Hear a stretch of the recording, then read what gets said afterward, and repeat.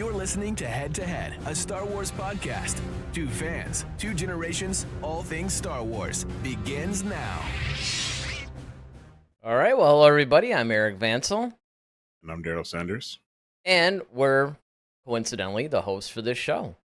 So I'm going to do something that I don't usually do because this could actually start out this conversation. So, obviously, we're reviewing the season finale of The Acolyte, Episode 8. So, you know, that's pretty much what we're doing today. And, of course, we had to play catch-up, right? Because it was a couple of days ago, actually, Friday, that we went on live and gave our very late review of Episode 7, considering the season finale had been out. And, you know, of course, with all the details, I remember you were talking about the fact that, you know, it changes things and it sort of goes on a little bit of an uptick, right? That the season finale actually sort of lifts the show because some of the other stuff makes a little bit more sense. And I would, you know, even when I hadn't seen it and I just like read a bunch of stuff and just saw a bunch of shows, I pretty much agreed with that assessment. I even more so agree with that assessment now that I've actually seen it. But let's kick this off because this is something that Ted Adam Green. So we got Ted, he's joining us. We got David. Oh, we got Chad. We got Dragonfly. So we got a few things here. All right, so Ted says, I quit The Acolyte, but I didn't quit following your coverage of it. So that's pretty interesting, right? My only comment is I have a crazy idea. How about a show about the Jedi where they are good guys at the top of their game? And honestly, that's been probably one of the biggest, I would say, complaint. Well, there's been a lot, right? But I think that one of the things as the show has gone on is this trend that's mostly in Disney, mostly on television, but in trying to humanize the Jedi and then trying to also humanize, you know, the Empire, the Sith, or whatever, they sort of lost. How do I want to put this? It's not like they totally lost track, but they have lost a little bit of direction in the sense of they're almost overdoing it. You know what I mean? It's like now, it's almost like they're trying to make the Jedi into bad guys almost, like the villains. Well, like I said, I think it's that Cobra Kai thing that we've been talking about, you know, how we always saw, you know, Johnny as the bad guy and, you know, Daniel's the good guy. But then, you know, you later find out that like, well, Johnny really wasn't necessarily the bad guy. He just was, you know, he had a bad teacher and, you know, Cobra Kai has this whole thing. And, you know, it's the ideology of it all. And I think, I mean, I like the contrast, honestly. Like, I like the lines that they're trying to blur in ways because I think that does add a bit of realism to things because with the whole concept, and this is what I was kind of alluding to Friday, but like the Jedi, in a sense, sometimes create their own demons because of their ideology or the way they go about doing things, because they kind of restrict you from being human to a degree. It kind of makes your that side of you want to come out a little bit more, and it plays out in a different way than what they want. And you know, so I get that. And I think that's the whole gist of it all is really trying to find the whole balance of it all. Yeah, but they're doing a terrible job because Lucas was able to do that, particularly in the prequels, but even in the original trilogy, without necessarily demonizing or villainizing the Jedi, though. You know, it's sort of like everybody keeps saying, you didn't well, have that though. Sure, you basically had. So Luke was starting to, you know, show a lot of struggle. He was starting to show a lot of stuff. The prequels were full of it, actually, because obviously they were trying to show the downfall of the Jedi, and I don't mind that. You know, the fact that it's like, okay, the Jedi got a little bit too prideful, they got a little too arrogant, they got a little too overconfident, and that was their downfall. But I'm not necessarily, when I'm watching Star Wars, I'm not necessarily looking for realism. You know, it's like, it's a science fantasy film. You know, I mean, I know, I get that, but I'm saying, well, I'm talking more so like, okay, what I'm talking about is the fact that the Jedi, their whole vocal thing is like, okay, they're almost like I said, like on the Friday, Spock had the whole issue of he's half Vulcan, half human, and like the Vulcan side of him is telling him like, hey, you can't have emotion. You just have to be purely logical. And it's like, but you're making me deny a part of myself that's clearly there. That's the same thing with the Jedi. It's like, okay, well, I'm a human being, but you can't have attachments. You can't I love. don't You mind can't. that part of it. That's not what I'm talking about. Because that, like you said, what that's doing is it's just showing, again, I think that that's where the Jedi started to get a little bit dogmatic in their views and started ignoring, it's almost like they started putting a lot of people in a box. I'm not talking about that. I'm talking about where, you got Soul, okay, he kills the witch. Friday, I defended that again because I said, look, he didn't Mhm. know what was going on. I mean, he just Right. saw, he said, okay, I want to Bunch of go. And smoke. then she's looking a little threatening and she's got all this like black mist coming out and it's surrounding everybody. I mean, Hmm. in that situation, I mean, Yeah, he was trying to sure. protect her, right? But it's like they start doing the whole cover up and all that stuff. And I get it. I mean, they're trying to add a little bit of intrigue, but they're moving a little bit away, I think. And this is like a trend that keeps popping up, especially in a lot of the more modern Disney things, is that they're trying to, and that's where I agree with Ted. Now, again, you have to look at it from the standpoint of where they're at in the story, too. And this is where I would tell Ted, I get what you're saying, and I agree with what you're saying. It would be nice if, like, hey, can we just see the Jedi the way that we've always known them to be, the way that they actually are in canon? I mean, it's like, canonically speaking, both in Lucas's thing, the Jedi are a certain way. And then but this is where I'm going to tell Ted that you have to understand that we're at the tail end of the High Republic. If they were actually to make a solid High Republic, like, okay, this is like, I don't know, 40 years Mhm. into it or something, right? Like kind of where the books are right now. And then they were trying to do something like that, I would say, okay, it's a point well taken. But you do have to understand where they're at in the story. And where they're at in the story is they're starting to come off of that. Because remember, you and I had talked about there had to be a reason why Yoda switched up the rules, Mhm. and it became the Jedi that we knew in the Phantom Menace. It's like, well, what happened between where we see him in the High Republic and then where we see him in the Phantom Menace? And I think what Leslie Headland is trying to do is answer that. Sure. And that's why I'm not really super hung up on it. I notice things like that and I'm like, it's almost like grumpy Luke, right? It's like Rian Johnson's decision. And again, I know what he was trying to do, but you and I both thought that all that went on too long. What they should have done was have Luke having like a little bit of a crisis and everything because he, the whole failure thing, and that part was cool, but he should have come back from that. And because now he was going so off character that even Mark Hamill was like, "What are you doing?" It's Yeah, I mean, like I said, I don't mind. See, I think the whole term of good, it's once again, it's a relative. Everybody's looking for like a clear, like, you almost want the Jedi to be like Superman, in the sense of like I fight for truth, justice, and the American way, and or Captain America or something like that. And he's just, but even in that, I mean, and they are. I mean, but there is conflict in that though. and that's fine because I'm not looking for good. I'm looking for noble. We don't need to expose. It's like the Jedi were created based on the honorable people of the samurai, the stuff. That's where Lucas got the whole concept Hmm. from. Right. you No, I know, get that, and he was and you trying to do have create that. like these. They are supposed to be the standard. The idea is in a galaxy full of gray, the Jedi stand as this is a moral compass. This is like, okay, this is what people should aspire to. And I don't have a problem with a few people not living up to that because, I mean, it would be unreal.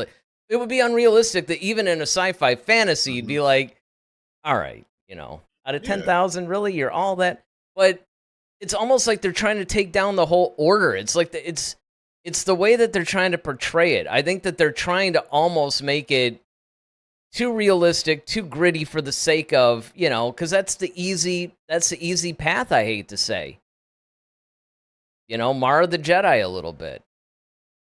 And again, I mean, as it relates to this episode, it didn't take me out or anything like that. I mean, I did find Vernestra's actions at the end of the episode, it's like, okay, this is like just trying to create intrigue and all this for the sake of doing that.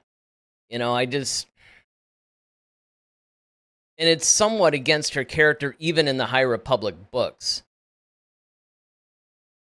Well, I mean, once again, for me, I think it adds more depth to it because it's like, once again, how more clean can you make the Jedi, at that point? It's like, to me, like there's all, and I think to me it's always been flawed. It's never been like, okay, like the whole nobility thing. Even in the original trilogy, they lied to Luke. I mean, it's been that way. That's from a certain point of view. It's still, but it's once again, even this whole. Well, yeah, they were bending the rules, and I get that. But what I'm saying is, like, if you get a couple of people that okay, they're gonna do some stuff, whatever. But again, the couple of criticisms that I would have of that argument is everybody's like, well, make it more realistic. It's not supposed to be realistic. You've got like wizards and all this other stuff, dude. We don't need realism. This is what you show society to show what's possible.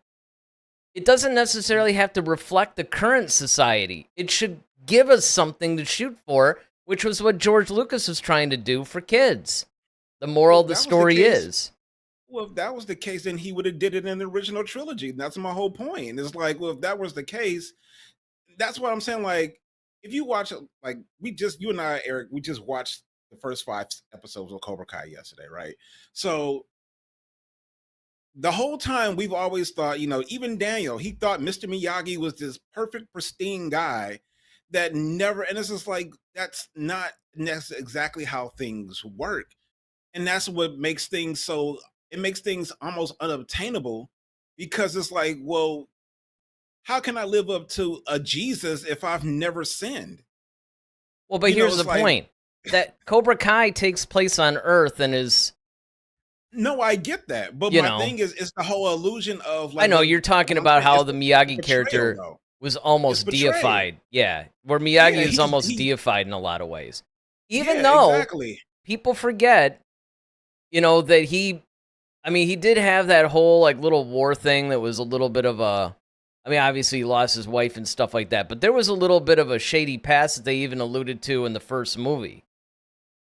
I think that what ended up happening with this whole deification of Miyagi happened as time went on.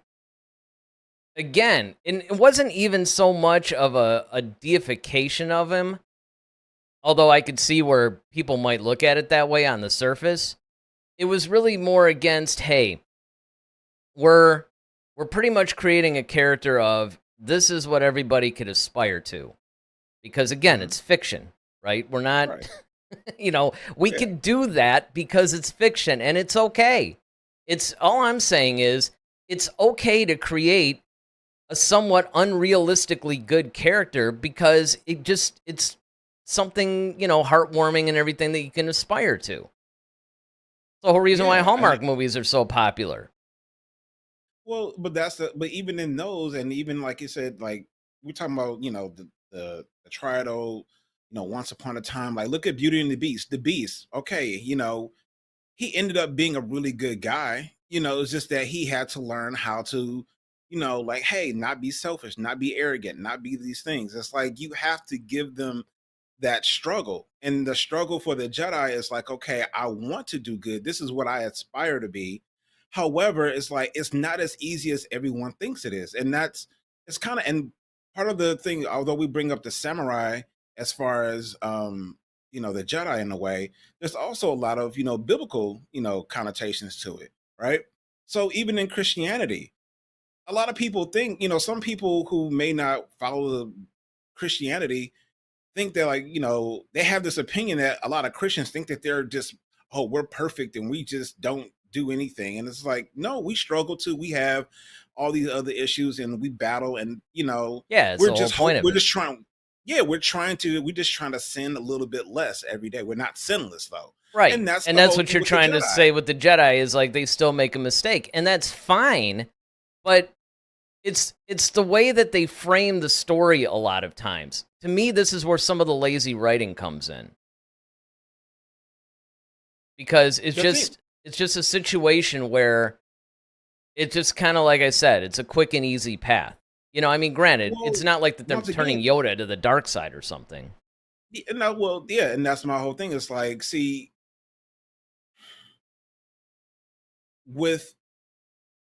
with the Jedi, especially in the Acolyte, you once again you have to get us to the. It's no different than Anakin. Like we have to get from Anakin Skywalker to Darth Vader. How do we get there, right? So in the Phantom Menace, Attack of the Clones, we see the progression of that happening from the time that he was a little kid, and the same thing happens in the Acolyte, where we're seeing almost like the lazy writing that comes for me is that it's a rehash of Anakin Skywalker. Oh, 100. That's Yeah, what totally. that's to me the lazy writing part is Well, there's because a it's like, lot of lazy okay, writing parts. like, okay, you this whole virgins in the force, okay, basically you created life and it's super powerful and now it's too old, we can't train them the way we should. It's a rehash of Anakin. I mean, that's all it is. And Mm-hmm. essentially you're trying to make Osha or May or One of whichever them. one, Amandala. Well, You're trying to make that's her the other problem. Darth Vader. That's the You other know, problem is that you don't know who we're supposed to follow through this whole thing. I mean, true. sure, at the end you kind of have that, oh, I get it moment, but still, it was handled wrong. This is one of those things, and I remember you and I talked about this off the air at one point, where we said that on paper, it's actually a really cool story, that if they had actually executed this properly, it would have actually been a lot better, and I think people would have received it a lot more. Yeah, I mean, I think if you don't make them the same person, you make them separate. I think that would have made it a little bit more Well, I think better. they were just trying to. I think what they were I mean, I trying know to they were do. they were Oh trying my to add too goodness! much science and Yeah, a lot of chats right now. Yeah, oh, there's a ton of them. I mean, Great Smoky Pokey is back. He's chatting. I mean, there's some people. Even Chad's got a chat or two. But yeah, I mean, it's one of those situations, I think, where what they were trying to do was be different, right? Like if it's like, oh, this convergence is the same person, then that's different. That's I think that was their attempt to try to do something different. yeah, instead of twins like Luke and Leia or Exactly. yeah, Exactly. I Or get it. like the whole oh man, dyad or something with A Ray dyad and like dyad or Kylo. Rey, It's Kylo. like you with these two different people, you've had multiple instances of this, and I think what they were trying to do was maybe put a slightly different spin on it. Yeah, But because they even had even the beginning of this episode where was it Ray? I mean May or Osha. She's having that whole vision thing where they're seeing into each other, like where each other, mhm. it's that what like we saw in the sequel trilogy. There's a lot of I mean, I see them trying to tie things together so it's like all kind of a like, oh, this has happened before. It's just we haven't seen it yet type thing. Which in some ways, once again, plays on the lazy writing. But I think that like I said, from my perspective, I like the fact that they make the Jedi struggle with their own system and that's one of the things that Again, I don't um mind that. I mean, that's something that, and I mean honestly, that every medium has had that, right? Because look, anytime you get a group mhm. of any kind, like more than two people, you're gonna start having some drama, conflict, you know. other stuff like that. And not to mention the fact that if you're an organization that's scouring the world for all these like little kids and then you train them up, you're bound to have some people maybe not quite living up to the standard, as it were, and how they handle it.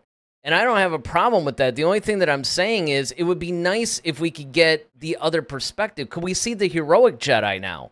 It just seems like every time there's some new project that includes the Jedi, it's like, oh, look, we got to show how, humanity creeps in and they have, all these issues and stuff like that. It's like, okay. But to me, like we understand that. But that's what I'm saying. Like, even in the original trilogy, you had that because, like I said, they lied to Luke. But it wasn't the focus, though. Like, the whole thing wasn't the focus. It wasn't designed to, let's show how weak the Jedi are. Let's show how corrupt they can be. No. However, it did factor a huge part in Empire and Return of the Jedi, though, because it's like that's when we get the whole Luke, I am your father thing, and everybody's just like, wait, what?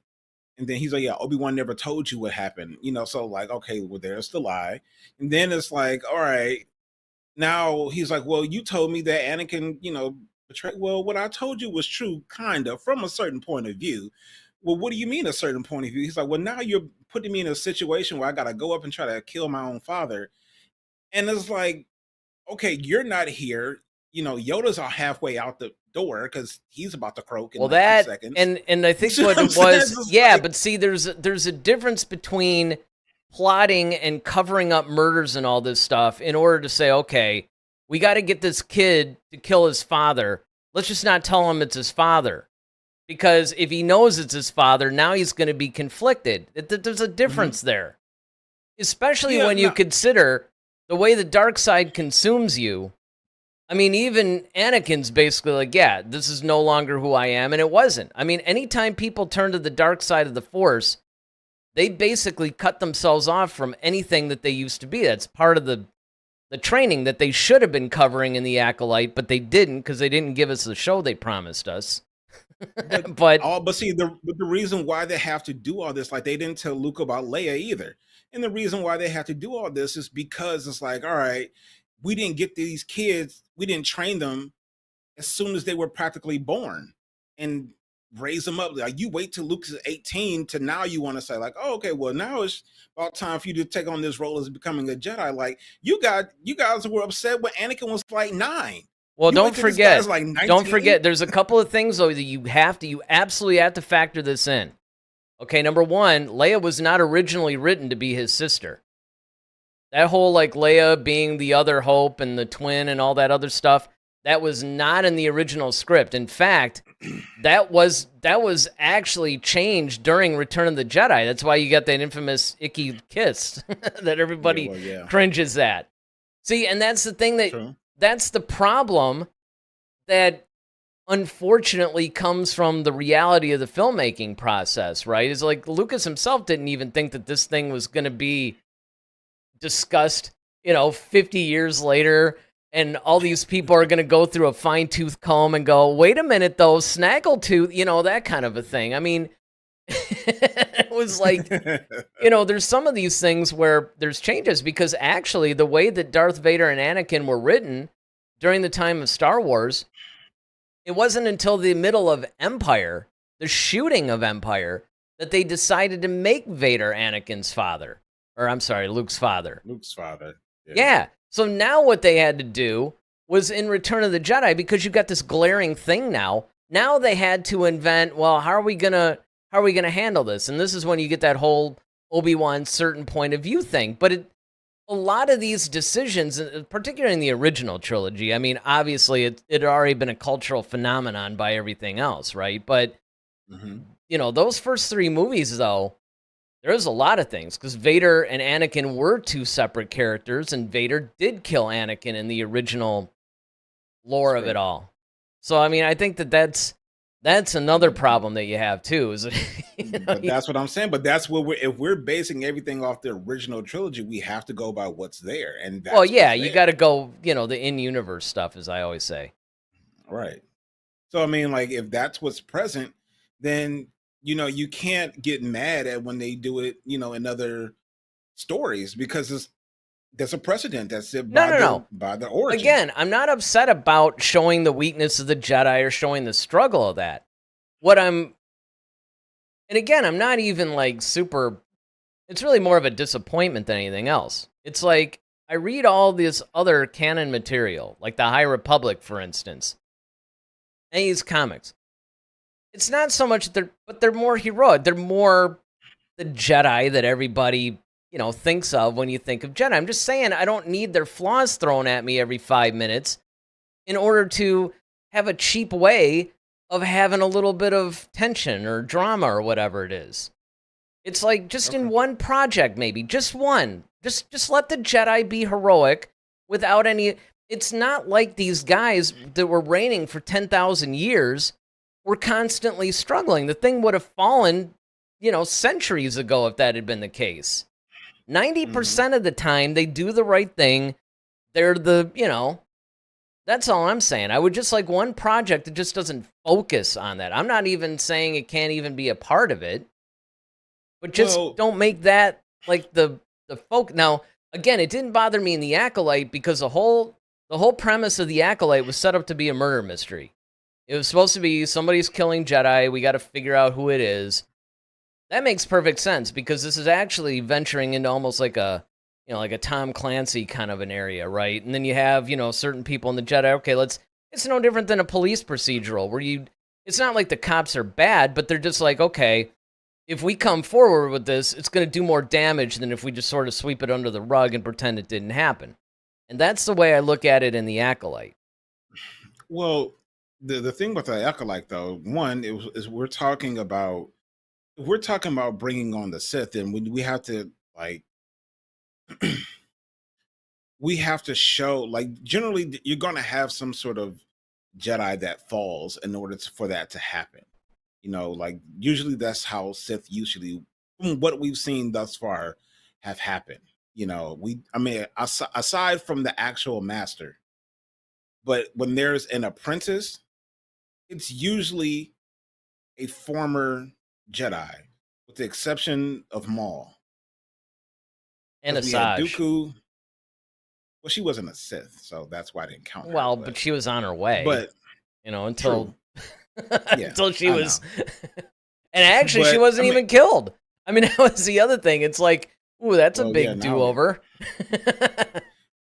But yeah, but for the most part, you had Dooku, you had Anakin, like Kylo, all in the process of becoming Jedi or were Jedi and fell and became, even Revan was once a Jedi. You know what I mean? So like that's what I'm saying. Like so what I'm saying is that like even in this, it's like, okay, it stands to reason that like you're gonna have those issues where it's like, okay, of the ideology. And that's really what the Jedi often struggle with. And that's what I'm saying. Like for 10,000 years, like, yeah, you didn't have any Sith running around. They were all but extinct, So yeah, of course, you're going to only see the nobility of the Jedi because that's when you're going to see the true nobility of it, because there's no one who's equal to them.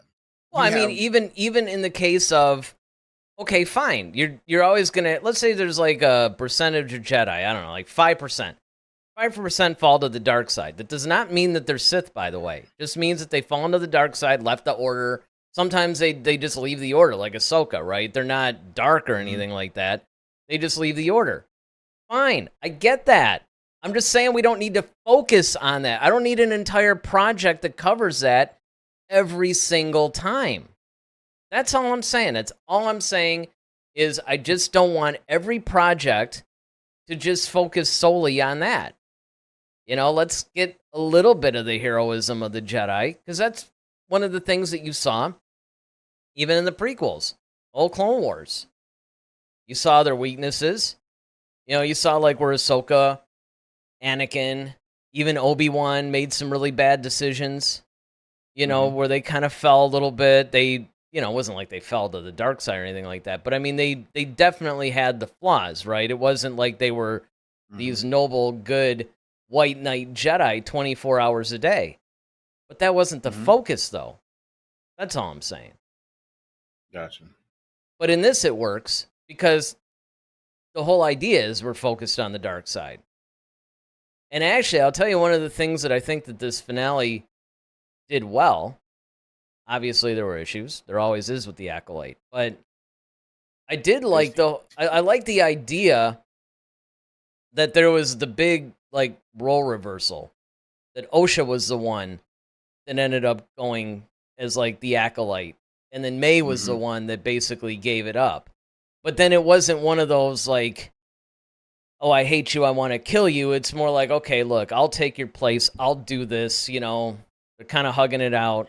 I also thought it was cool that Chimera was, like, at first at least giving them the moment, right? It was almost like a Sith Lord with a heart in a way. And that's something we haven't seen either. You know, so that's kind of cool. Well, I think it's because all it's going to do is make her stronger. Yeah. Yeah. And plus he got what he wants, so. And he did pull a little bit of a Sith move. They were still in the middle of saying goodbye, and he did the memory wipe. So he wasn't 100% noble. All right, let's get through some of these chats. So David says that it's good to see you. Dragonfly says it's good to see us. Chad says that you know, he's not really the biggest fan of Disney Star Wars, and he also says now this is head to head.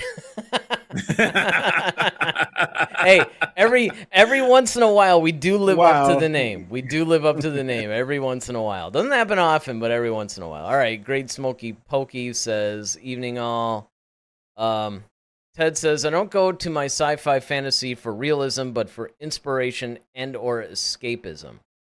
And then he says, P.S. Glad there is a whole gang here tonight. There is.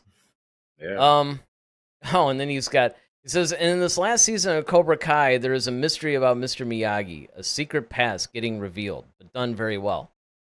Yeah, I would agree. I mean, not to turn this into, you know, like a Cobra Kai podcast. Kai review. Yeah, that would be on our Entertainment Exchange show, which is coming up at some point. We just gotta figure out a couple of logistical things, but it will take over the Friday show. Monday will be dedicated to Star Wars. Friday will be a different show, but it'll be very much in this style. We'll just be talking about all things entertainment. So Cobra Kai could definitely be one of them. But yeah, there's a lot of people that are complaining about, oh, it's not as good, or, you know, it's slow. There's a lot of people that don't realize it's like 15 episodes. It's not 10. So a lot of people think half the season was released now and the other half will be November. And from that standpoint, I can understand, you know, if this were half a season, why people might be disappointed. But, you know, it's coming. So, all right. Great Smoky Pokey says, my only issue with Saul was that he made a mistake. He spent the whole series essentially promising to make amends, getting the final episode and being like, nope, did the right thing.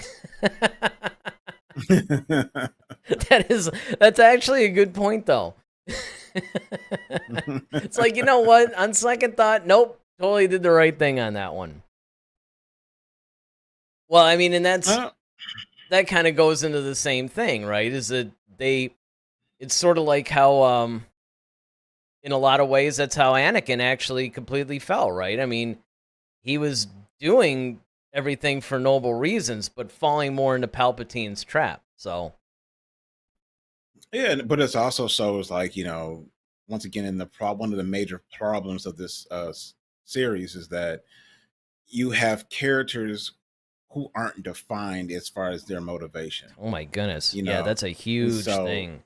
Huge. So that's one of the things. Like, okay, with Saul, it's like, okay, it sounds like he just like, but why did you care so much about the girl so much? Like we never got that answer. Never. Now, I liken Daryl's response to it because she was just like, well, look, you want a Padawan of your own, and you just felt like this person is, you know, and Saul basically said she almost like called to him, almost like an attachment. So he initially just attached himself because he kind of figured like, oh, well, maybe this is going to be my Padawan. And for that to happen, and then now he's like, all right, now he's kind of caught in this whole sort of political juncture where he's kind of like, all right, the Jedi say one thing, but I'm feeling this. I'm feeling I'm doing like the right thing, even though my organization and the ideology of said organization says that I should go about it this way. But if I let it go, the kids could be hurt or harmed or whatever, or in a sense, I may lose the person that was meant for me to teach. And then they still ended up and didn't even teaching her anyway. I know. Well, so it was the big motivation things were definitely Sol and May. They were the ones that were flip flopping, and you never really understood what. Basil, yeah, groundhog. That's another one. Well, that's true too, because his whole little sabotaging thing. Now, who knows what that was all about? I mean, it does actually, in a way, ask more questions than it answers.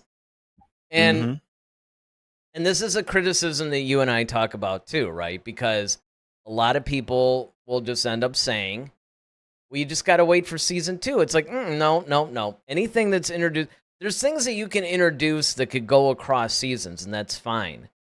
Yeah. But questions like, what's their motivation? Because again, when you're watching this from episode to episode, you don't really know, well, who am I supposed to focus on? Who am I supposed to be? Who am I rooting for? Who am I, not wanting to? I mean, it was just, I don't know why I even stand in this. Right.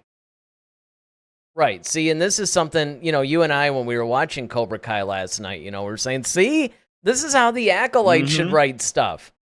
Right, exactly. So, I don't know. All right, so let's get back to some of these chats here. So Dragonfly says, Sol never wavered from his belief that he was doing the right thing. Even being killed, he forgave her, which is a nice touch. Yeah, that was a nice touch.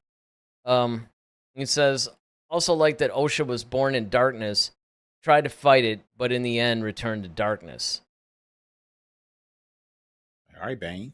I was born into darkness. I mean, it's a very cryptic way of looking things, but okay. And Great Smoky Pokey says, that's what the kitty cartoons are for. And then Dragonfly answers that and basically says, I watch Young Jedi Adventures with my son. That's fun. And he goes on to say, we need more Jedi like Kit Fisto. That's I think he's talking about, that's a model Jedi. Yeah, absolutely. Then we got a couple more from Great Smoky Pokey, and he says, that's what they needed to do. Flesh out a bit of backstory on everyone, even just a little, to give us the reasoning. He says, honestly, I think Basil figured out Osha and May were the same person and wanted to stop Sol from shooting May down. I don't believe, like, what a lot of people believe, that, Basil's like some sort of traitor or something like that. I agree. I think he senses something, and he was just trying to diffuse the situation, I guess. What's even more so is another example of Sol's motivation issues is, like, first, he tries to get away from Vernestra and all those people, only to now he wants now he wants him to find him. It's like, but there was no, it was just really weird. I mean, the whole thing is a little strange, and you do have to definitely pick and choose. Like, okay, I'm going to overlook this. Okay, I'm going to... But, I mean, a lot of the stuff is cool. Look, I mean, there's a lot of things in the Acolyte that were good.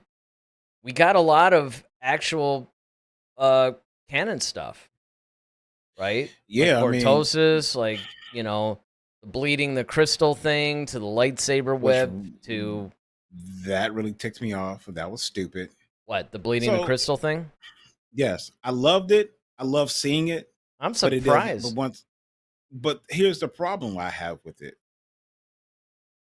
And I was having this conversation with David, off camera. What bothers me is, like, okay, I get that they're pretty much trying to make Osha or May, or whichever one, Amanda, they're trying to make her the new, almost Darth Vader, Anakin Skywalker. In a sense, she was conceived of the Force. She's super powerful. And people, and she doesn't even realize how powerful she is until like recently. The problem I have with that is like, okay, you take someone like Anakin, who's a full-fledged Jedi Knight, who goes to the dark side. His lightsaber remains blue the whole time he fights his best friend. That's because... Where's the belief then? Uh-oh. Because this is, again, it's another issue.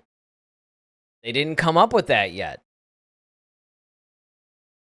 They were toying around with the idea of the whole, like, bleeding the crystal thing, because the original explanation was they would mine, like, these red crystals or something. I forgot exactly what the whole reasoning behind it was, but they were actually red crystals. The bleeding the crystal thing came later, and then it was finally canonized in some comic or something. I think it was one of the Darth Vader comics, actually. But I think that was one of those, oh yeah, this is a concept, let's use it. And I think that's what they were trying to do, was show that now in live action. It would have been, to me, it would have been like better if she would have did it later on, like maybe in a season 2 when she's actually had training and just right, like that's basically exactly like it's based on some sort of a training. Like I'm gonna go through this process now of bleeding this crystal, not accidentally doing it. Like I'm so angry I'm gonna bleed it, because you have a point. I mean, like Anakin was extremely upset through most of the trilogy, actually.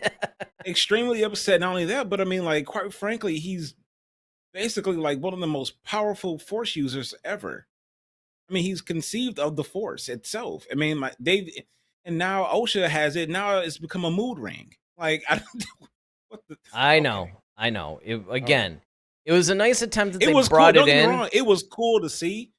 And I thought that they brought it in. And the visual was cool. Like the way they depicted it was cool. Yeah. Yeah, that's what I'm saying. I think it was really cool to see, but I think my whole point is I can get behind, because and David, he might bring this up, but he was kind of debating with me about OSHA's powers weren't earned, in the sense of the fact that he felt like she was too powerful to be taking out someone like Saul, who's clearly like a Jedi Master. Oh, I agree. So, well, it's just like Rey.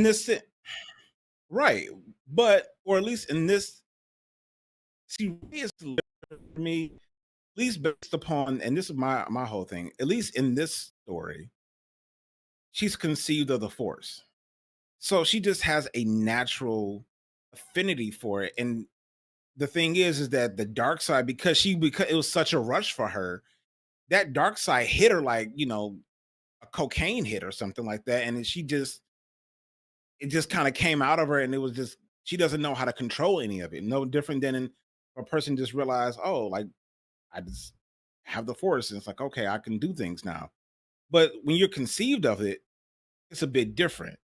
So I could understand. I granted them that ability to give her that much power, the fact that she's force choking someone like Saul, and not to mention, like, who knows whatever else went into that with the whole witches thing as well. Because that's what I was going to bring up, is that the witches were teaching him stuff, and they imbued him with power and all this other stuff too. That's the other reason why I can let that go, is because they've had exposure to the Force. Rey had zero exposure to the Force before she was all of a sudden starting to do all these things that took decades of training.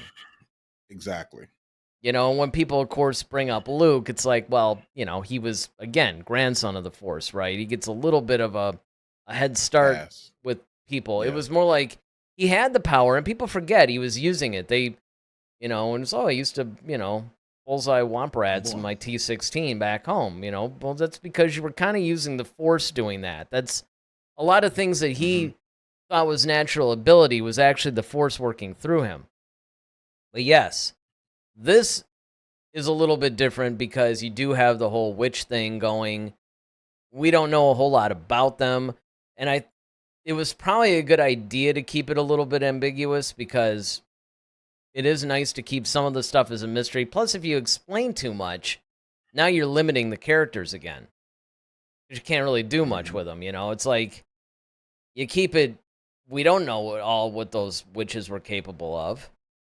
I mean, they took over Kalnaka. Right. You know, there's a lot of like little differences, so I can hang with that too. Let's see, did I get this one? Oh yes. So Great Smoky Pokey says Basil was a character that wasn't needed though. He was cute and funny, but had absolutely nothing to push the show along. Yeah, he's a pork. Yeah, well, I mean, other than, I mean, I would say, I mean, I agree, first of all, but I would say that his purpose was to provide them with a tracker, which was actually pivotal to the plot. But, you know, did they really needed to focus on him other than the scenes where he's tracking? No. All right, so Voyager joins us. She says, would you say this finale was satisfying? I personally don't think it was. Goes on to say, in interviews, Leslie said that the twins aren't as strong as Anakin because they're one person split into two. And also, they're weaker apart. None of this was in the show. Well, welcome to Disney Star Wars, right? I mean, exactly. You know, where you're going to get all the answers is probably in some random comic somewhere that's probably going to answer all this stuff. Or maybe a Fortnite thing again, right? Or season 2. Or season 2, yeah. Yeah, and, you know, I completely agree that, you know, these are the things that we needed, you know, to know going in. Also, I hated the fact that was Kamir Venestra's or Indira's? No, I think it's seriously being implied that Vernestra, yeah. Was so she's like, Kamir's yeah, you know, master. because she's like you know, and so because that's always been kind of hinted and talked about. So I like that aspect of it. I think that's going to be really interesting going forward, at least into season 2. What did you think about the possible Plagueis sighting? Well, I think that was confirmed to be Plagueis. I don't think that there was like a possible thing. I think that was absolutely confirmed to be Plagueis. And that would make sense because, I mean, especially with the time period. You're getting into that area where Plagueis, right. I think a few episodes ago, or maybe we even did the last episode. It was like either 2 episodes. We said, you know, like if he was going to be around, like because he was Palpatine's master, so right. Which of course also implies that he's around, and then he finds Palpatine, and I think that's, if I had to guess, I think we're going to see a little bit of a concentration of that in season 2.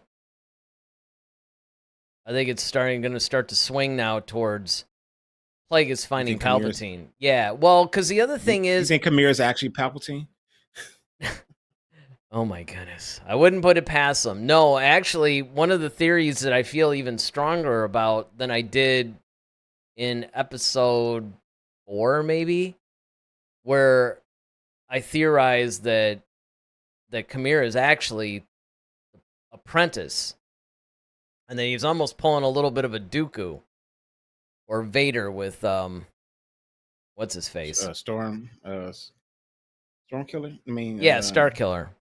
Star Killer. So I think it's a very similar thing, where Plagueis is the actual master. Kamir, of course, might be his apprentice for now, and now he's taken on another, you know, acolyte or something for reasons unknown. Or it could be where they don't know about Plagueis. Because remember, he never really said that he was out and out a Sith Lord. Oh, Kamir? Yeah. He said, you know, well, what are you or whatever. Yeah, he said, well, you would call me a Sith or something to that, you know, to that effect.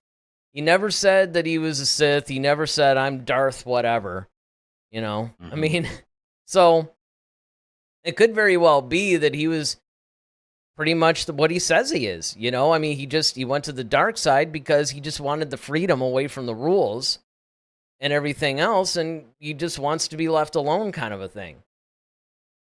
You know, there is always that. I mean, I haven't ruled that out. Let's see what we got. Okay. Voyager says, Dagon's Kyber crystal bleeding was 1,000 times cooler in Jedi Survivor. Yeah, you know, I really need to play that game. Because I played Fallen Order. I got stuck on this one level. I don't remember which level it was, but I couldn't pass it to save my life, so I gave up. I got tired of the repetition. But what I did, and I should actually do this with Survivor, because I'm sure somebody on YouTube's done this by now. But with Fallen Order, they actually strung together all the cutscenes and things like that, because there's actually a lot of really heavy canon that happens in that game. And I'm sure there's something like that with Survivor, too. And, you know. All right, so now David comes to school us a little bit. He says, the black chick cannot act. This entire cast was awful, and they had no chemistry together. That part I actually agree with. I didn't like the twins arc. Osha was pathetic the whole series, but now she can equal May and kill Soul. Well, I think we all agree that her being able to kill Saul is just ridiculous. That's just crazy. I don't know. Like I said, I think in that situation, if it would have been a lightsaber duel, yes, but it wasn't. It was a force thing that kind of just surprised even him. And well, that would imply that because the idea is you have to look at it like this, and this is all canon, and this has actually been explored specifically, is that Force users generally can't choke other Force users unless their power is like crazy over the top. Because even Vader couldn't Force choke a lot of the like higher up guys. He could Force choke like Padawans and maybe like Knights. But once you got to a Master, he couldn't even Force choke them. If Vader can't Force choke a Master, I don't think Osha could Force choke a Master. The only way that I would let that go, and this might be what you're alluding to, is the emotion behind it. Like, he was emotional about the whole thing. You know, I don't think he was like guarding, and I think in a way it was almost like he was wishing for death because of his guilt over what he had done. And well, that would actually be kind of cool, to be honest. I think, anyway. Well, I mean, I think that's kind of like where Torben killed himself, you know. But yeah, you know, they never actually went into that, because what did Torben really do that was so bad? He just went along with the cover up. Yeah. Yeah, I guess he, you know. Yeah, that's. But the thing is, though, it's like when you're looking at the whole Osha character, right? Here's this, you know, of course, there's that connection that she had with Soul because, you know, he really thought that, you know, she was designed to be his Padawan, pretty much. And the one thing about, once again, is that, you know, they wouldn't allow her to train was because of her anger. Like, she had just a lot of that's right, stuff that she they did set and that so up. my thing is, excuse me. So you take someone who's like conceived of the Force, you add some witch's brew on top of that, and then you reveal to her that like you've been lying to her the whole time. So you get that rush of anger, basically. That's what I'm saying. She had that rush of anger, and that's why everything kind of happened, and she got super powerful, is because like you just basically put lighter fluid on her, and she just blew up. But it would be nice. I don't think so. But it would be nice if you and I didn't have to guess that, though. I didn't have to. I mean, to me, just. I still think that's up for speculation. I don't necessarily think that's that obvious, especially when you're dealing with Star Wars stuff, and then you're dealing with all the rules. Thing is, they've explained it all, though. It's like, okay, I could see if we didn't know where she came from or anything like that. See, with Rey, that's why it was so confusing with Rey, was because she had all this power, and we're like, well, where did this even come from? Yeah, it wasn't until we found out that she was a Palpatine. Then it's like, oh, okay, even then, but at least you got an explanation Yeah, out of well, it. that was But right. But what at happens least with if? Ocean, But what go happens if ahead. Duel of the Fates was made instead of Rise of Skywalker? Well, then that's a whole. We wouldn't even be talking about Ray like that. You know what I mean? It's No, just we would have, because if okay, I mean, not to get off on like another tangent or anything, but in Duel of the Fates, Palpatine wasn't there; he was still dead. Like that was something that happened after, in case of that's what I'm emergency, saying. break glass, right? So Hmm. if Rey was never a Palpatine, because originally the way she was written, she was nobody. So Hmm. I think you're right in the sense of, especially, I mean, because I know for me personally, it was the case that the Palpatine thing softened the blow a little bit.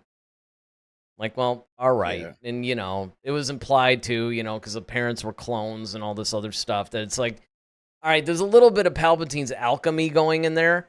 And then what I Hmm. think that they were trying to do was spin it like Rey was almost specifically created to be the surrogate for Palpatine's Sith spirit. So that, Hmm. again, it was handled wrong. But at least that explanation worked. And yeah, this Yeah. explanation, I would agree, is a little bit, I mean, it's more obvious. But I do have to admit, when I first was watching it, I'm like, really? It's like, this guy's like a Jedi master. It's like, okay, yeah, you're infused with anger and all that. But these force choke stuff specifically doesn't really work on people that are powerful in the force. It doesn't even matter, like, oh, you have a rush of whatever. It's like, what, you're more powerful than Vader now? Well, I Mm, mean, like I said, Dooku was able to do it to Obi-Wan. yeah, but Obi-Wan wasn't really. He was still, well, he was kind of a master. He was No, he uh, was a master. in Attack of the Clones. No, Revenge of the I Sith. Dooku didn't choke him in Revenge of the Sith. Yeah, he did. He force pushed Did you him in think? Revenge of the Sith. No, he He picked choked him him in up that and scene, like at the end when. no, he picked him up. He choked him, then he flung him. Oh yeah, that could be. What? Yeah, watch it again. Yeah, that could be. Because I he don't was like, know. and then he flung him into the. He picked him up. I mean, that's why Obi-Wan was choking. Then he threw him into the whole thing, and then he brought the little ramp thing down on him. And then it became just Anakin and Yeah, I was thinking of the Dooku. Yoda duel. Right. Sometimes, though, it's because it's very similar. That was the other thing that I thought was just like kind of like, okay, you know, Yeah. that was the one Lucas decision that I had problems with, because I'm not one of these guys where, oh, just because it's George Lucas. I mean, there's a reason why everybody turned against him on the prequels, because he broke his Yeah, own true. rules. The only reason why I give Lucas a pass, and I won't necessarily, like, I'll argue conceptually, but I'm not going to sit there and, harp on it, is because it's his thing. It's Hmm. kind of like if he wants to break the rules in his own creation, I mean, who am I, right? Right. I'm a True. consumer of it. I either like it or I don't. And I mean, that's Hmm. really what it comes down to with a lot of these Disney projects too. And that's why I'm glad that a lot of fans have canceled Disney Plus because of it, because ultimately, That's what's yeah, going to get them to right. stop it. Because look, I mean, Got to stop feeding them. You got to stop feeding the bacteria. yes, because here's the thing. It's like, okay, yes, we have a lot of fun on our 2 nights a week dissecting, analyzing, and sometimes bashing the franchise, right? I mean, it's fun to do that as fans. But Hmm. ultimately, if we really wanted to affect any change, then yeah, then you gotta hit them in the wallet, basically. And a lot of people have done that because of the show. So that's about the only way that, you can, if stuff doesn't land with you or whatever. Or some people, like, look at Ted. Ted said, you know what, I'm watching you guys' coverage of it, but I checked out a long time ago. John Campea. I mean, Campia. his Yep. whole John his Campia. whole business is reviewing movies and all that other stuff. And he was like, you know what? After episode 5, he admitted that the duel was the best that he's seen probably in the whole franchise. But he's like, I'm done. The show's horrible. Like, all these guys, so much fun watching, like, the Critical Drinker and like, all those guys just Mm. Yep. obliterate. I mean, you should have seen what they did to this finale. It was Oh yeah. brutal. Yeah. I saw the Critical Drinker one. The critical drink. Well, he's always one of my favorite ones to watch. Like I like watching him because he's usually on point. And I mean, the thing is that when he likes stuff, it's not like he bashes everything that he sees, but Star Wars. He also does like a podcast with a bunch of other guys where he's not using his like little overdone Scottish accent thing. I mean, he actually is Scottish, but he overdoes it, like overemphasizes it for the review shows. But when he's just doing his normal like podcast thing, he basically is normal. And he brings up a lot of really great points on stuff. But yeah, I think that hopefully they actually do something to pretty much change at least some of this stuff, because again, you've pointed it out, I pointed it out. They might have a really good concept, but then when they go to execute it, they mess it up somehow. Let's see. Got some more chats here. Dragonfly says, I think that's a case of Jackie Chan Twin Dragons, where the martial arts skill and musical skill is shared between the two.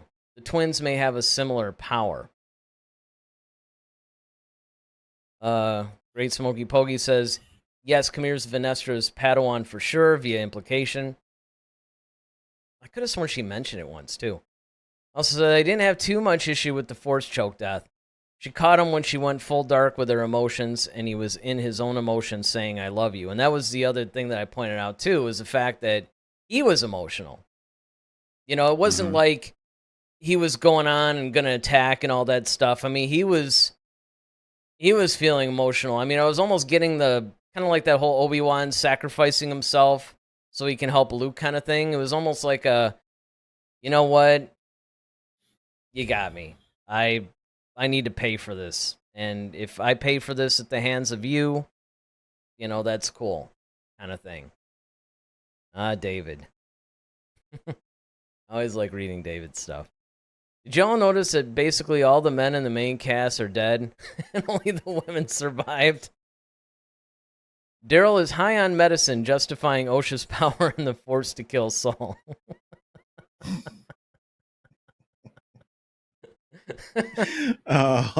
Okay. David. Listen, all I'm saying is, you can if you can believe that Dominic Toretto can drive a Hellcat Challenger the Fast off and a Furious cliff and land on another cliff without losing a front end, no suspension damage, nothing. You can believe that OSHA could actually beat Saul, because there's actual, at least in Star Wars, there's actual precedence that was established within the actual season for it. Yeah, and like I said, I mean, when you add the emotional, well, yeah, I mean, the Force. She definitely has the power part of it down, right? Like there's room. I mean, again, and the fact that the dark side is a pathway to powers, a lot faster. Well, I agree with an earlier comment that you said after we watched season 3, and I'm gonna throw your own comment on you here, where you like the concept of the witches like I did. Yeah, 3 was the original one where we saw the witches and they did the, power of one. Oh, you're talking about the episode. Yeah, no, not Revenge of the Sith. Yeah, I know. I gotta be careful when I do that, right? Because it's real easy to get. Yeah, I'm like, wait a minute. Yeah, like episode. What are you talking about? What witches? I don't remember that. Like, okay, stop.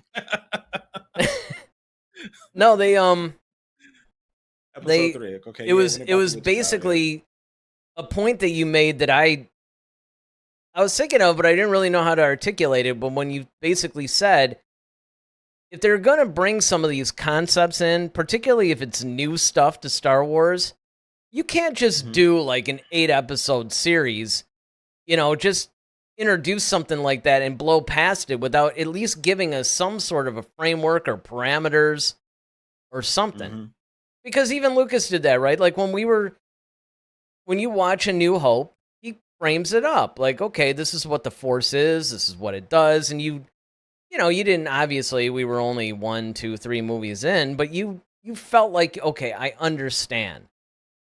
With the whole witch thing, they introduce all these concepts. You got, first of all, you got the Jedi talking about this virgins that they're, and you're like, okay, I kind of get that. Mm-hmm. And then you see the witches, and you're going, okay, kind of like Dathomir witches, maybe, but I mean, you're using context clues, but you really don't know.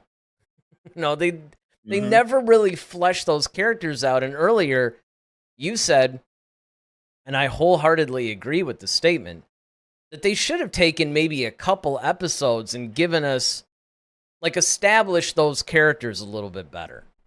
I think is how you put it. Yeah, I mean, like, there's a bunch of different characters as far as Kalnaka. I mean, we kind of gleaned this for that. Okay, Yes. he's kind of the techie out of this group.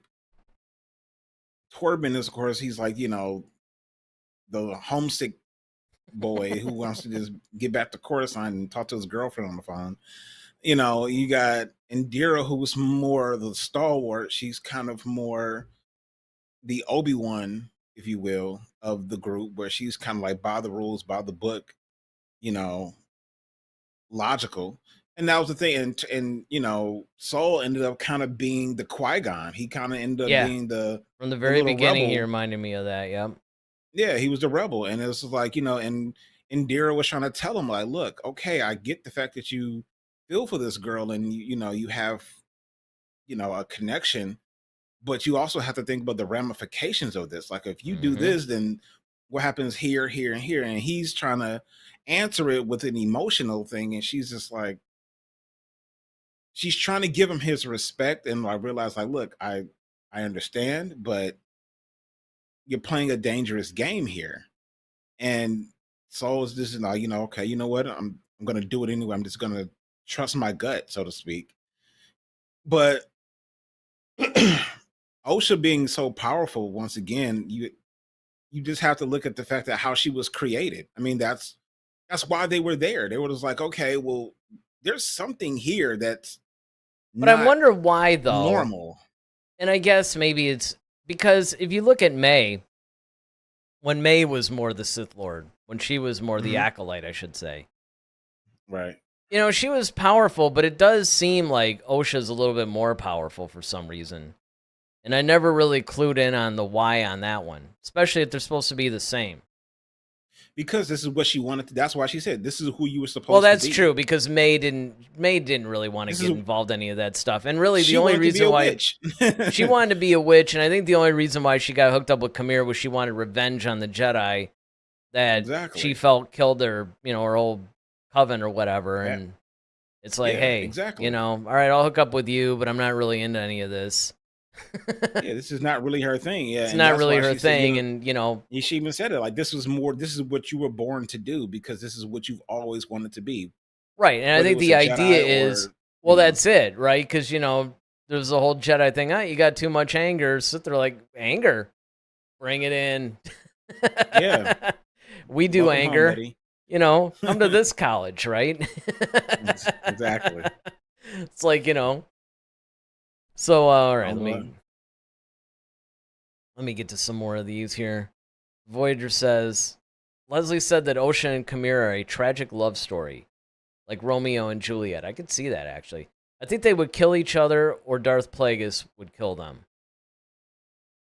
It's really interesting to see, because you definitely see a little bit of a chemistry and a little bit of almost a romantic chemistry between Khmer and Osha.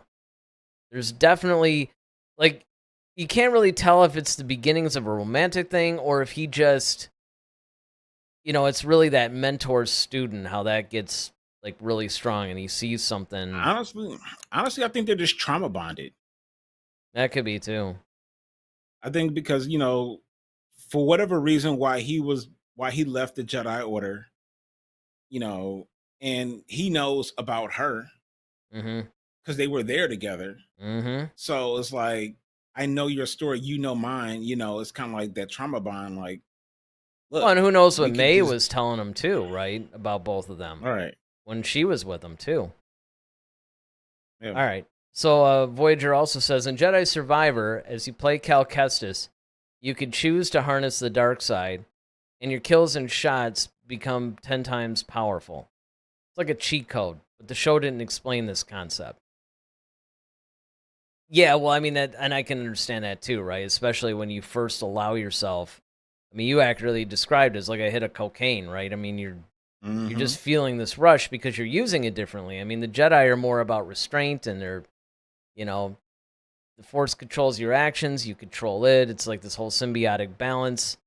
Whereas because the Sith are a little bit more offensive, strike first, strike hard, no mercy, Exactly. Like you said, the Cobra Kai of the... I mean, that's essentially what we're watching. It's a Miyagi-Do versus Cobra Kai. I mean, and that's why you accurately said, like, it's too bad they couldn't have written this show like Cobra Kai. Exactly. That would have been... it would be interesting to see, because obviously those guys were fans of the Karate Kid, so they ended up writing this. I'm wondering if they're Star Wars fans. Because if they are, somebody should be giving those guys a call. Hello, limited series television. Cobra Kai was doing it before... They were on before Mandalorian, actually. Yeah. Yeah. On YouTube. Yep. Yeah, when it was YouTube Red, exactly. All right, so David says, low blow, Daryl, even for you. I don't think even better acting could have saved this. The cast and story are too bad. Do you all agree? He's trying to get our community in on this. The best part was Soul's heart and compassion. Well, it's not a low blow. You actually did the low blow with the medication. That's actually a good point. I mean, fortunately enough, I'm a skilled enough martial artist that I can avoid low blows. Now, the thing is, though, when it comes to all of this, right? I agree. Like, I think the story has a lot of good, but there's a lot of flaws, and I think it was written poorly. Yeah. And conceptually, I think it's good. But the execution, once again, when it came pen to paper, the dialogue, all of it, even some of the casting, I was just telling Eric, and once again, Cobra Kai is becoming like the new Star Trek reference, that we're going to be using on this show apparently. But the guy who plays Chosen in the Cobra Kai series, I think he would have been a better character, a better person to play Saul. Yeah. Because one, he could at least speak the English language. It's not that difficult, but that guy, he actually has range. He could be really threatening. He could be really funny. He could, he has a lot of different acting chops. And if you still want to keep with the Asian theme, I guess, of that character, right? So I think the help would have been, and I think some of and that's not taking anything away from, I just realized this. You can cast Sholo, the dude that plays Miguel, as Khmer. I mean, it kind of works, right? We just start slowly replacing all the Cobra Kai actors into the Acolyte. Just make Tori, May, and yeah, right. But make Peyton List like Tori. May and OSHA. Yeah, but I just think that the acting, the directing, there were some good things that came out of it. There were some things that were really bad. The fight scene in this between May and OSHA was terrible. Yeah, they look very stiff and wooden.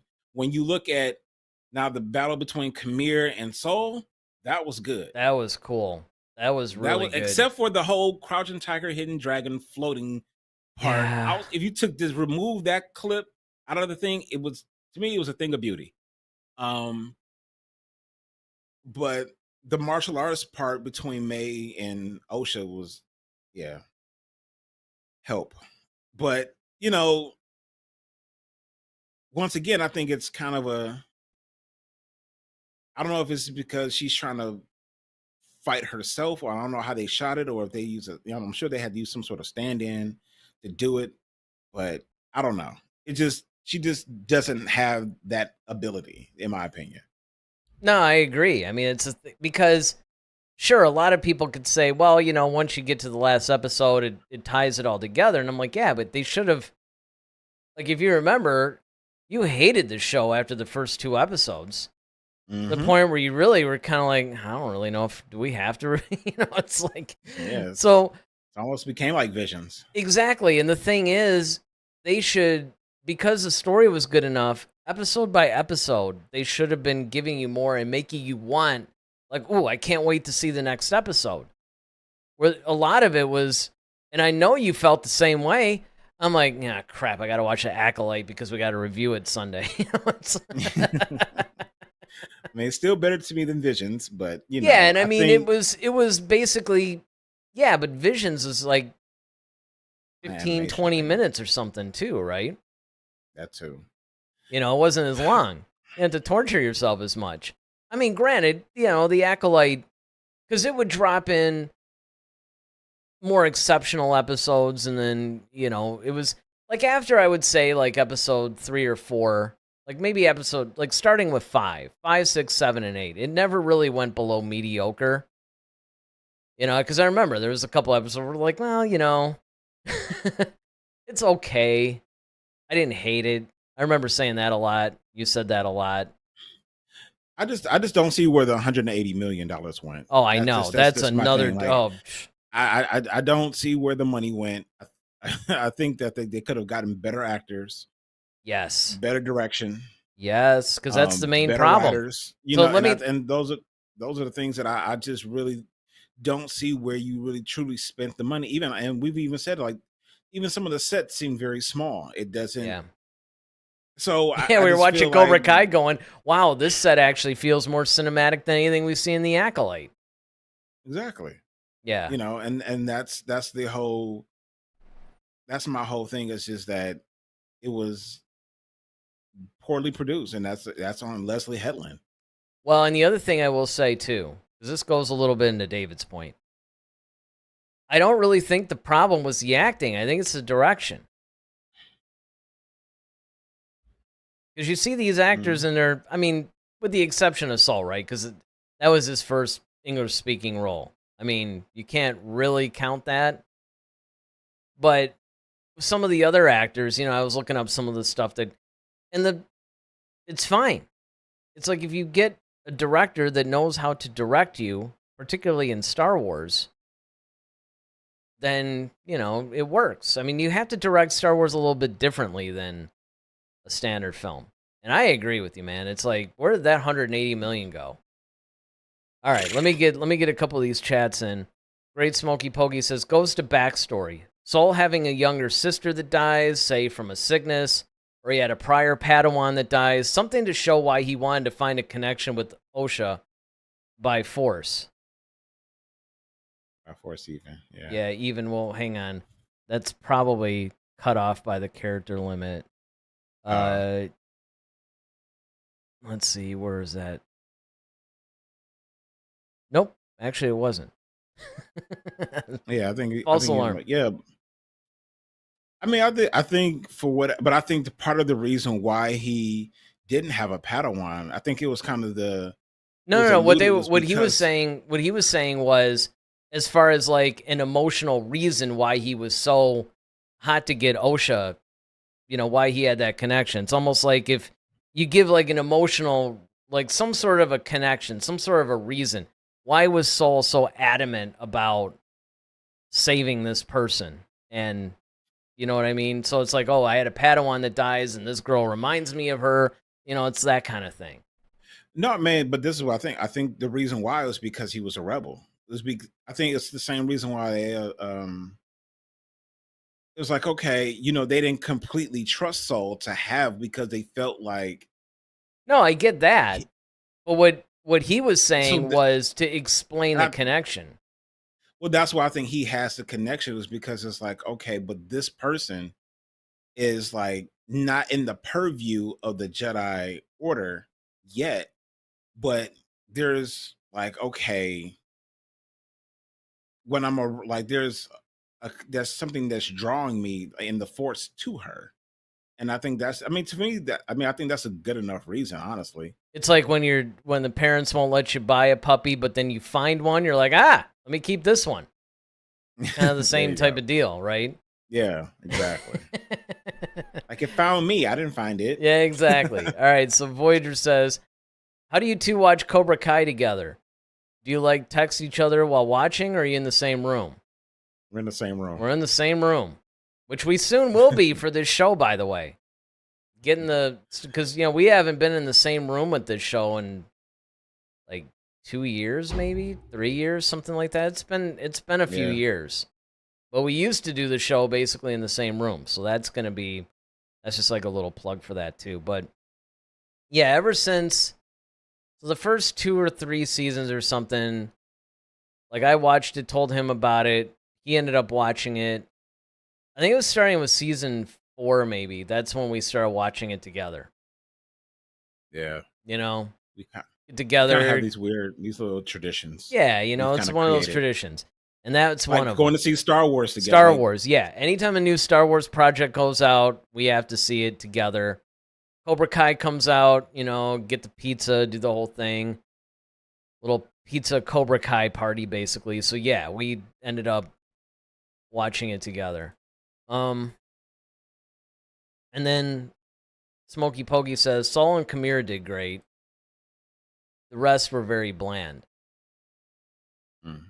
Yeah, I can understand that. I mean, I thought Kamir, his acting was okay. Where I thought that he excelled was he had a presence, though. Like especially sometimes the way he'd stand, he would almost be like a Michael Myers-ish type of thing. It was very chilling in the beginning when you would see him in the what we're all calling Smilo Ren uniform or outfit, right? Where it was very chilling. But he was cool, but I could see that. Yeah, I also thought the 2 mother witches were good. I thought they did pretty good. The girls, the ones playing young May and young Osha, were like way better than Amandla Stenberg. I think that's her name. I think that's her name. Ow. All right. So David's got a lore question. He says, in the lore, were May and Osha the Acolyte? We don't know because this is a whole new. Yeah, we're in new territory here. We have no idea.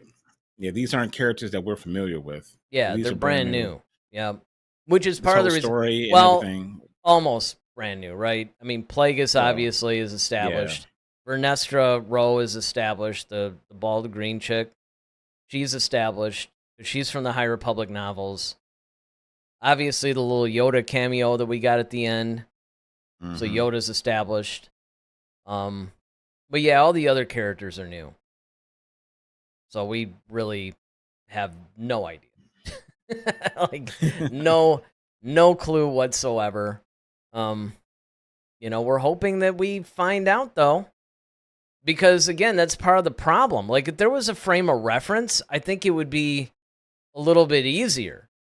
Because you would always have the source material that you can go back to, or you could say, hey, they're not handling it the way the book or or comic or movie or whatever, but we don't. Great Smokey Pokey says, if they make Kamir turn out to be venomous, that name sounds familiar, it could be a bit more tied to the lore. And he says, ties to Tenebrow and Plagueis. Yeah, I vaguely remember them. Vaguely. Voyager says, I heard someone say that we're still in the Skywalker era with this story because all the pieces are in place. Virgin's life, Plagueis for the birth of Anakin. Would you agree? Yeah. Because we're getting close, right? Yeah, I mean, this is all about like I said, this story takes place 100 years before the events of the Phantom Menace. So this whole occurrence, maybe even 70. Was it 100 or is it like 70? 100. I heard it was 100. Let me see. I'll look it up. But it's one of those things where you basically kind of have Osha and May almost like as a weird stand-in for Vader, instead of, and so as Leslie Headland once said, they're stronger together because they basically came from the same egg, I guess, and it just split in half. It's not like it's completely Yeah, like a twin or formed something, like a right? twin or something. Yeah, Yeah. it doesn't follow the typical, earthly genetic, Mm-hmm. concept. So essentially, you have, a left side and a right side, essentially just running around, and I think, that can explain some things, but then on the other part of it, that's what the whole alchemy part about it, and that's what Palpatine eventually gets himself into, because he's heard these stories from Plagueis, who we see in the little dude in the creepy shadows, like um behind that rock or whatever. So, and he was kind of, as we recall, from the prequels, Darth Plagueis the Wise, once had this theory that, you can create life and, blah, blah, blah, blah, and do all this stuff. And so, of course, Anakin, we know the story of that. He's basically like, there was no father, I just carried him and gave birth to him. And, here he is. Yeah, I mean, it's So, trying to influence, like, it's trying to give you the backstory of that. So, I mean, I wouldn't say that it's really a part of the Skywalker saga. It's really more the backstory of what becomes the Skywalker saga. it's the precursor to it all. Yeah, Yeah. because it's not really connected to them in any real way. I mean, it's just, No. you're still at the end of the High Republic era, but what it's doing is it's setting up some of those plot points that will be used later on. Smokey says, so Venomous was Tenebrous' acolyte. Yeah, I remember, on the side from Plagueis. Plagueis ended up getting Venomous and did experiments on him. And then says, Venomous pretended to be a physician and was adept at poisons, loosely like Khmer did. And I have no doubt in my mind that that's where she got the idea from, because she is a canon junkie. I mean, Leslie Headland, as far as, that's one of the reasons why I was so super excited about this. Because, I mean, she's like deep, man. She knows a lot of the details about the novels and, various comic series and all that stuff. She doesn't know any writers. Yeah.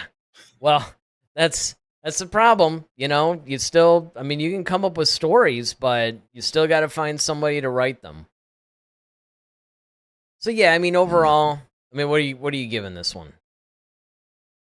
The episode, yeah, we got to do the episode and then the season, because this is also sort of the wrap up. That's why I've been going so long. the episode, I'll give it 6. And the season? 6. I'll probably give the episode.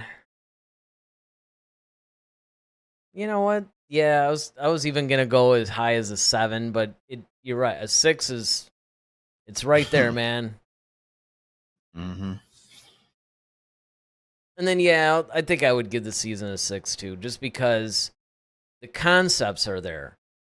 Ever since the beginning. Some cool things in it. There were some cool moments. Oh yeah, definitely. But ultimately, the story just doesn't.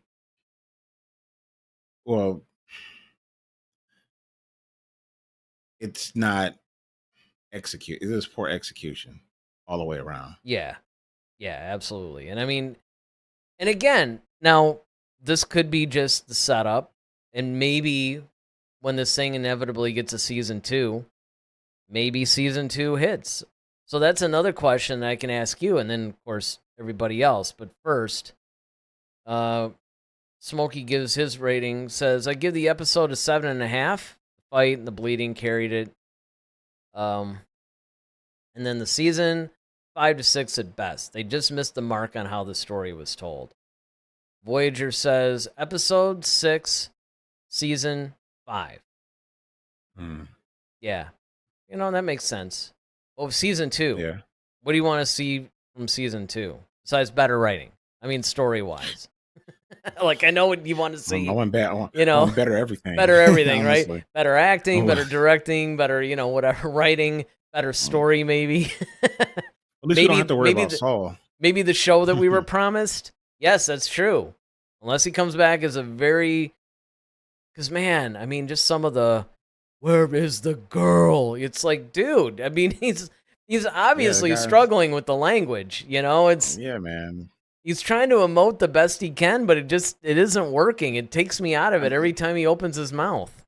I mean, that was the best fight, honestly, just watch him get through the English language. I mean, yeah, if you're talking about the best duels, Soul versus the English language. Yeah, there you go. But yeah, I for season 2, I just want to see, like, okay, what are they going to do with May now?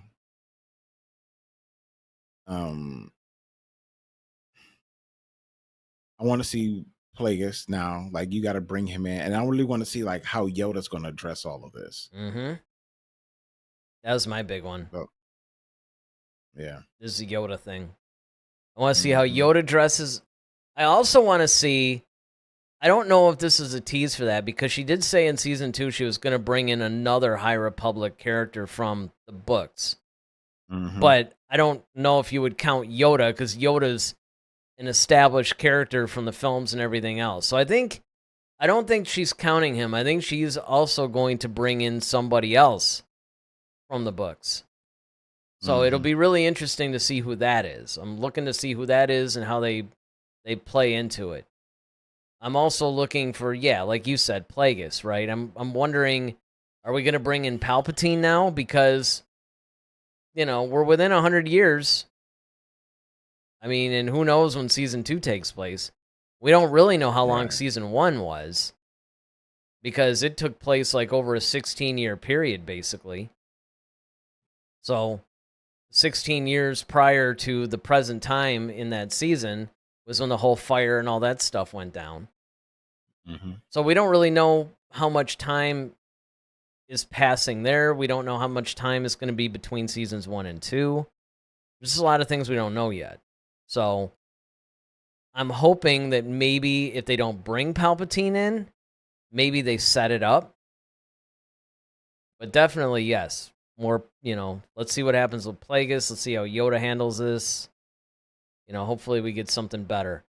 Smokey says, I want longer episodes and give more backstory on the characters, especially Plagueis now.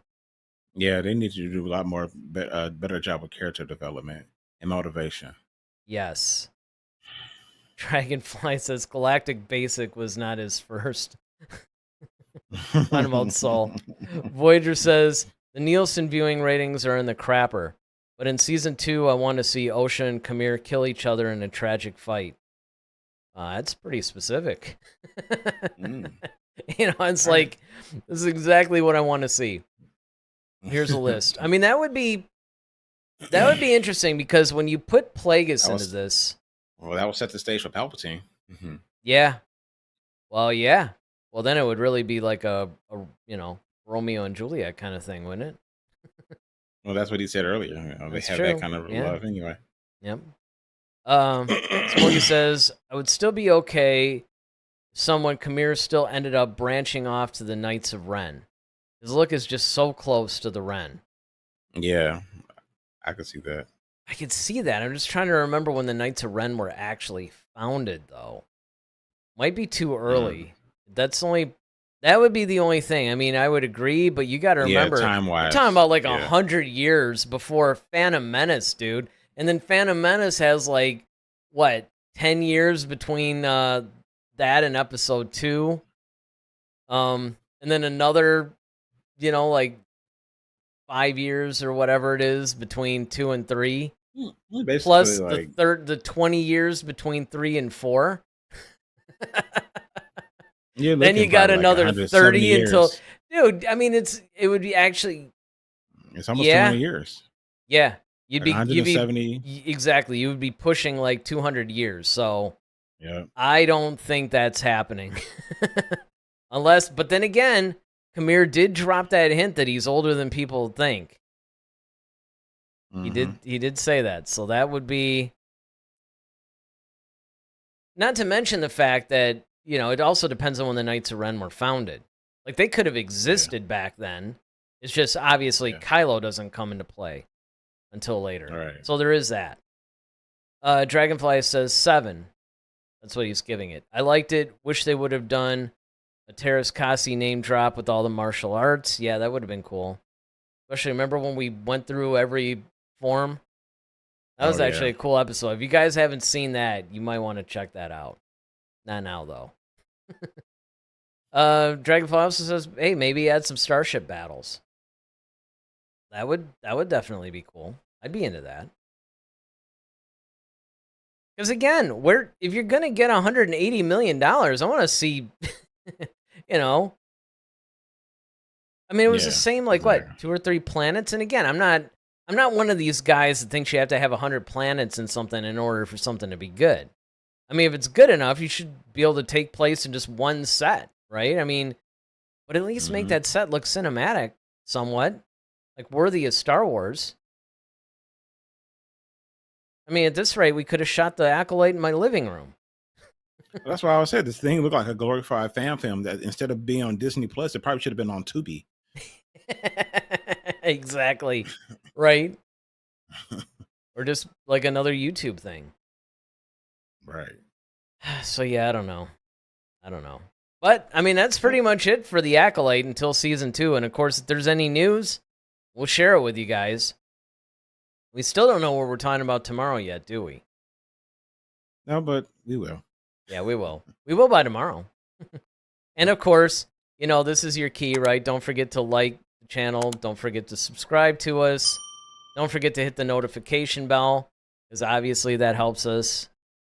You know, I mean, I hate trolling for likes and subscribing, but, you know, that's what we have to do. All of us YouTube content creators, that's all you're going to hear us say, is don't forget to like, don't forget to subscribe, all that good stuff.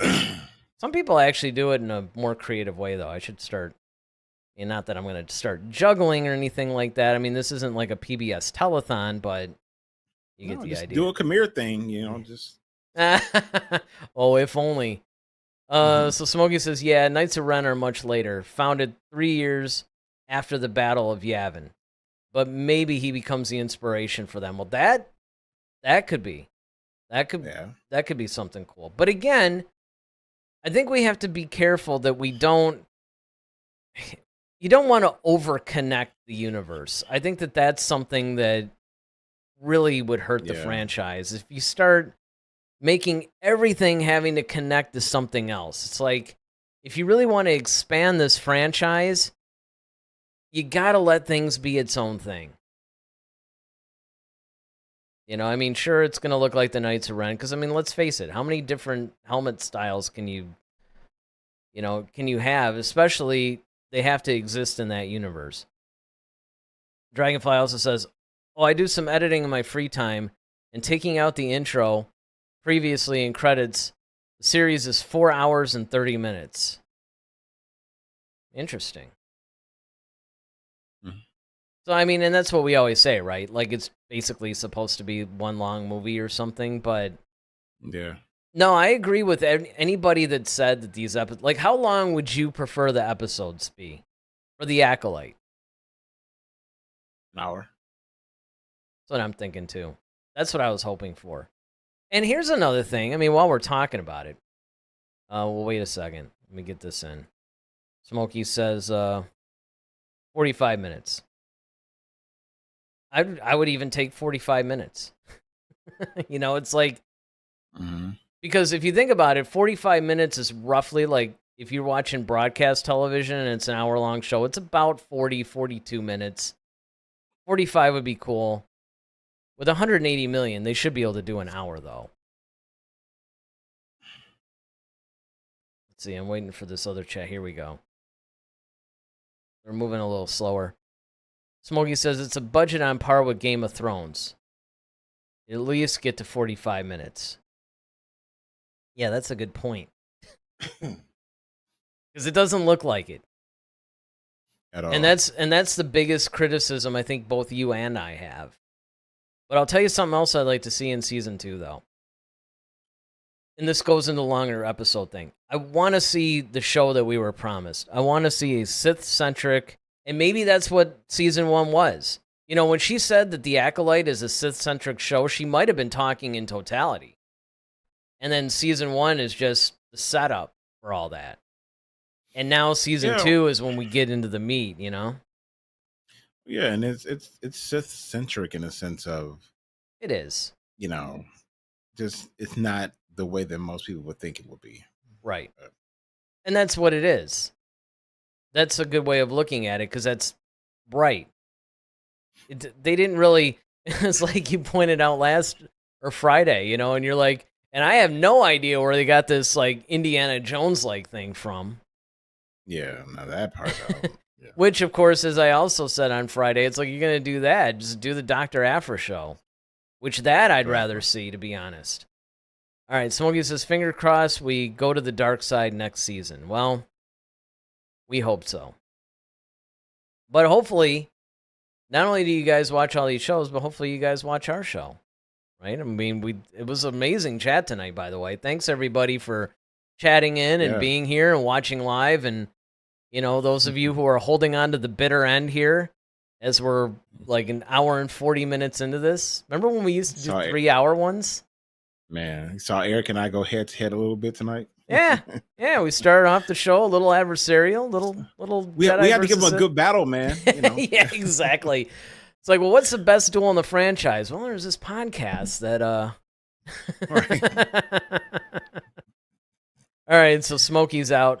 He says, have a good night, everybody. And yeah, on that note, we're about to be out too. So again, we'll be on tomorrow night at 8. I don't know what we're talking about yet, but, you know, just turn it on tomorrow night at 8 and you'll find out. So with that, I'm Eric Vansel. I'm Darryl Sanders. May the Force be with you. Always. Head to Head, a Star Wars podcast. Be sure to follow us on Twitter @HeadToHeadSW. Submit your questions for our next show. Visit our official website at headtoheadswpodcast.com. Until next time, may the Force be with you, always.